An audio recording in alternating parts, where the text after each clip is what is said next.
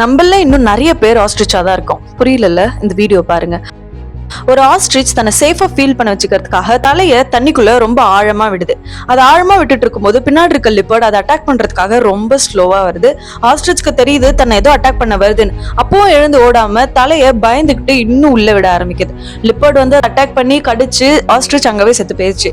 இப்போ ஆஸ்ட்ரிச் எப்படி செத்துச்சு? லிப்பர்ட் கடிச்சதுனாலயா? கிடையாது. அது வெளியில வர பயந்துகிட்டு தலையை இன்னும் உள்ள விட ஆரம்பிச்சதுனாலதான்.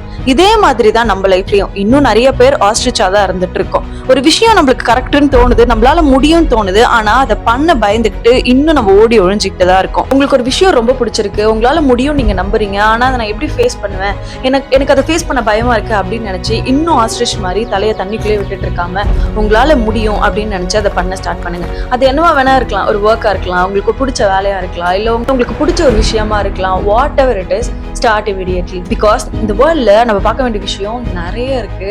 இது பண்ணா கரெக்டா இருக்குமா, இது பண்ணா ரொம்ப தப்பாயிடுமோ, இப்படி எல்லாம் உங்களை பத்தி நீங்களே டம்ப் பண்ணிக்காம இமிடியேட்லி அந்த விஷயத்த ஸ்டார்ட் பண்ணுங்க.